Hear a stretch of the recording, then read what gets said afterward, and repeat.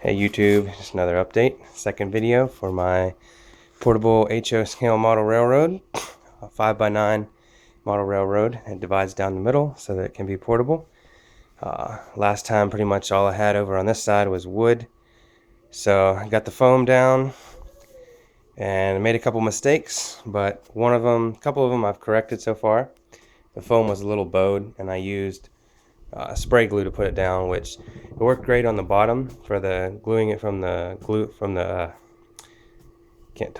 the foam to the wood. But I had to glue some cardboard in between because the foam wasn't quite high enough, and from the foam sticking to the cardboard, the spray glue just didn't cut it, probably because I used most of it gluing it down to the wood. So that bond was good. And then where this was bowed a little bit, I had to pull it back up and use some liquid nails. So lesson learned, next time use liquid nails for the foam.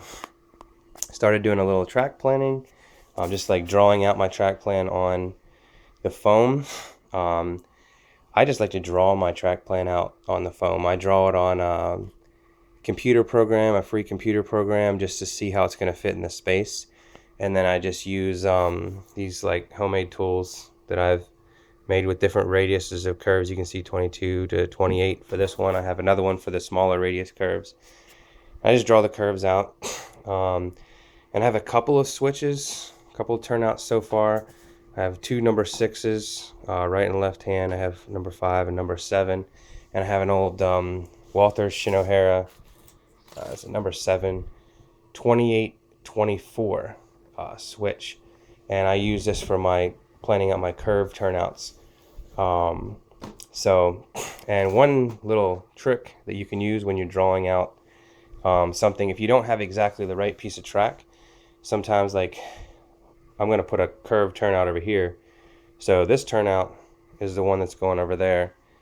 But in order to plan this out, I turned the turnout upside down and put it in place, and I got the turnout like where I want it, right there. And then I just traced like where the frog is going to be, because this is a number 7. This is a Central Valley curvable turnout kit, which means I can take this and make the exact same turnout once I hand lay it on a piece of wood and then put it in place. So it'll look just like this. In fact, I'm going to actually use this turnout as a template for that turnout when I hand lay that turnout. I'm going to be doing hand laid track in the front. And one thing I found, because I really like the foam on wood for the roadbed, but foam only really works good with snap track, flex track, because it's kind of too scungy to be spiking railroad ties too. So I got some cork from my local hobby shop, Bull Street Station in Savannah. Word of wisdom, always support your local hobby shop. Pretty soon you won't have a local hobby shop if you don't support them. I know it's always seems like the thing to do to just run to the online wholesale or eBay. Hey, if you can find a deal, go for it. But just for picking up a couple pieces of track, buying some cars, sometimes, if you order stuff through your local hobby shop, they can actually give you some pretty good deals. Most of the advances I've made so far is just accumulating materials, because I've been waiting on a lot of materials. On the transition points right here in between the two separate dioramas, I'm actually going to have these plastic tracks. This is Atlas True Track, and I got, for the 28-inch radius curves, I got, see if I can get the glare there off of that, Kato Unitrack. This is a 28-inch radius curve, because the outside here is 28-inch radius. And if I have a wooden platform with these epoxied down, I'm going to glue the rails in place also, and then have the actual dioramas pinned with alignment pins to each other. I won't actually need a transition track to make sure that the track lines up. I won't even need rail joiners. Both sides of the layout will be live wired to each other. I'll show the wiring that I've come up with in a later video. And then basically every time I put it together, these bolts here will act as pins, because they're in very, very tight holes. And they will actually hold the layout in place, along with the bolts on this end piece that I have. So I got this. This is where the branch lines are going to be. Because I explained it before, it's a twice around layout. I want to be able to run trains without watching the train chase its tail. So this is going to be the second. This is actually all one loop. It's not two loops. We have a loop down here and a loop up here where there's not track laid yet. I just been planning to see, like, for my siding, how many cars I'm going to be able to fit on my runaround track, team track, whatever you want to call it. And over here, I'd like to be able to hook this in as part of a modular layout.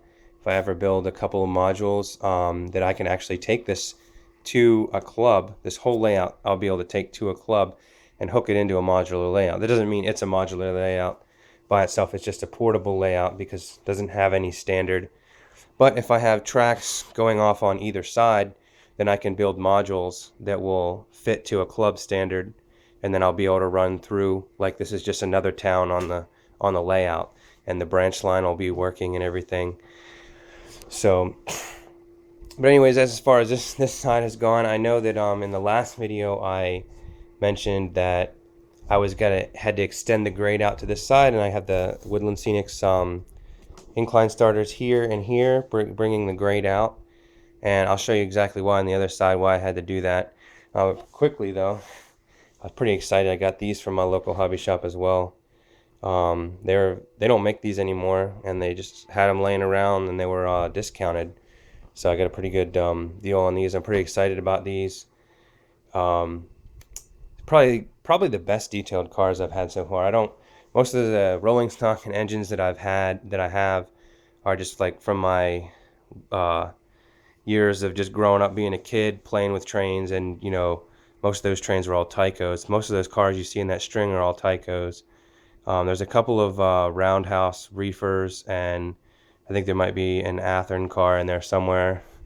Actually not, I think the Athearn car's on the other side. But not really that many high quality pieces of rolling stock. Come over to side 2. And again, like I said, the whole purpose of this side is going to all be for the branch line. I have lots of building materials here for my mountains scene that I'm going to have. But the whole purpose of this side is going to be for the branch line. All these mainline tracks are going to be hidden underneath the mountains. Yes, there's going to be access points so I can get to the trains. Hopefully they won't derail, but if they do, I'll be able to get to them. This is 28-inch radius here. And then I have 22s here, I think, or 24s, 22, 24s. These, I think, are 22s or 24s. And then I picked up a Atlas True Track switch, because the switch is going to be right next to the transition. I wanted that to all be all in plastic there. And that straight section right there is actually going to go to staging. So, and also, one thing I don't think I had last time was I have a test track hooked up now, so I can test. I wanted to test the grade, the 3% grade, and I'm pretty happy with it for model railroading purposes, the 3% grade. And I know that prototypically in Colorado, a lot of the main lines on the Denver and Rio Grande, the standard gauge main lines, even in modern day, had up to 3% grades on them, which is extremely steep for most mainline railroads.